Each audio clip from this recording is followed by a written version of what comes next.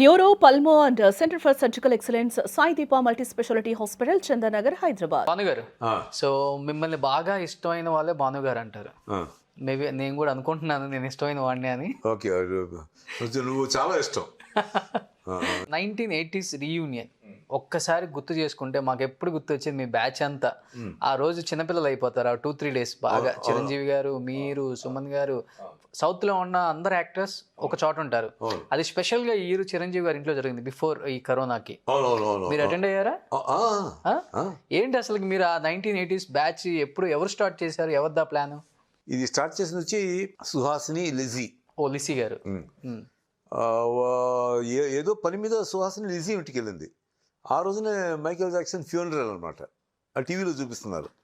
So వీళ్ళిద్దరూ చూస్తుంటే అప్పుడు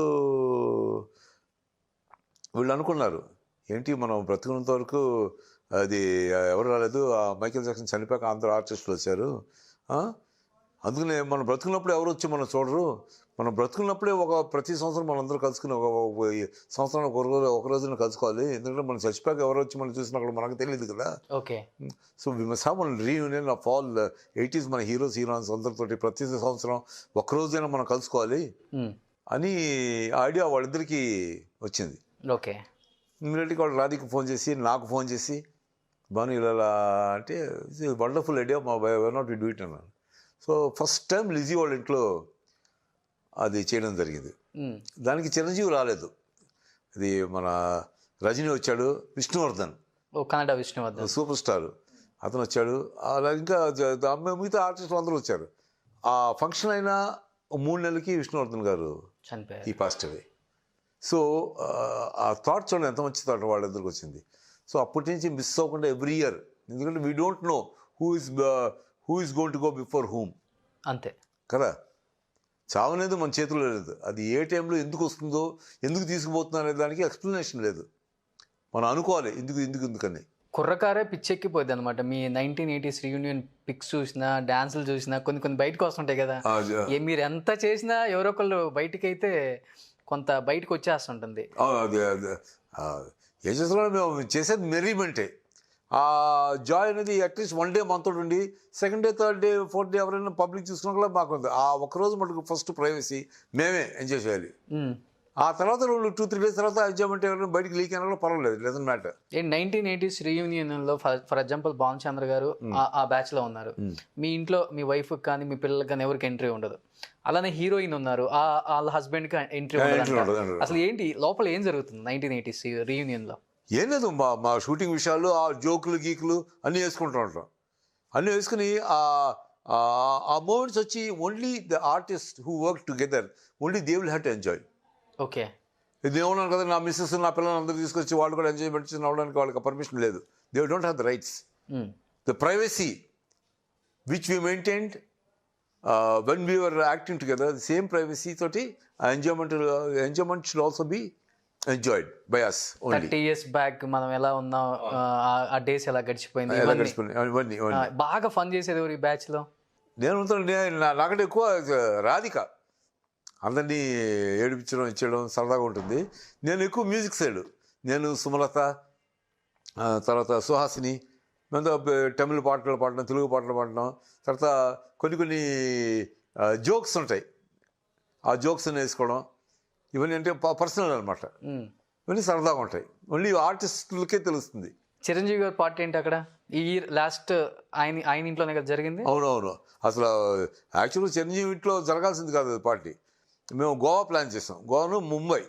so the party suppose to take place in Mumbai. అప్పుడు చిరంజీవి గారు మమ్మల్ని రిక్వెస్ట్ చేశారు, నేను ఇల్లు కట్టుకుని కొంచెం ఇల్లుని రీమోడిఫై చేశాను, మీరందరూ కూడా వచ్చి గృహప్రవేశానికి వచ్చినప్పుడు వచ్చి మీకు పాదాలపడి మా ఇంటిని ఆశీర్వదించాలి. Okay, that was the reason why we had again in Chiranjeevi already gave a party in his house before 4 years back. This is the second time we are having the same party in Chiranjeevi's house. First Lizzie ఇంట్లో ఒకసారి, next year కూడా Lizzie ఇంట్లో చేసాం.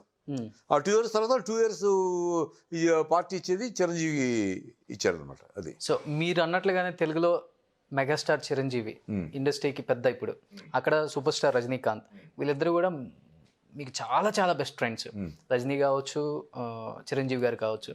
ఆయన అంత పెద్ద hero అయినా కానీ ఇప్పటికీ ఆయన చాలా డౌన్ టు ఎర్త్ ఉండటానికి గల కారణం అంటే మీకు ఇంకా మెయిన్ రీజన్ అంటే No, I'm saying is Chiranjeevi can be great to the world. We are not bothered about that. We are all institute classmates. We are all actors, fellow actors, co-actors, and we'll have to remain only that way. Okay. We don't care whether you're a superstar or a little star or Okay. a small star. That is అంటే the- friends that friends is- ఆ that- స్టేజ్కి that- that is out of the window. The most important thing is in 80s we were all together as friends, as heroes and heroines. Super. You may be a hero in one film or he may be a hero in 100 films. That doesn't matter. But 80s heroes, heroines, we should all be together, especially who all work together closely. Okay. ఇప్పుడు నేను చిరంజీవి అయితే గూఢచారి number 1లో చేసాం, తర్వాత అదేంటి ఆడవాళ్ళు మీకు జోహార్లో చేసాం. So ఇలాంటి కొన్ని ఫిల్మ్స్ అనమాట. సో ఈ combination of artist who all know each other, who all work together, అందరూ కలిసి పనిచేసిన వాళ్ళందరూ ఈ పార్టీ. మీరు ఒకే ఫిలిం ఇన్స్టిట్యూట్ కదా? చిరంజీవి ఇది లాస్ట్ బ్యాచ్, రజనీకాంత్ గారు.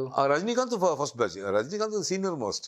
ఓకే. అందుకని ఇది ఇన్స్టిట్యూట్లో అందరూ వి లవ్ రజనీకాంత్. ఓకే. అసలు రజనీకాంత్ మార్గదర్శి మా అందరికి. రజనీకాంత్ ఇంత ఒక బస్ కండక్టర్ ఉండి ఇంత కష్టపడి ఇంత పైకి వచ్చినాడు, అసలు పైకి వచ్చినాడు, మనందుకు రాకూడదు.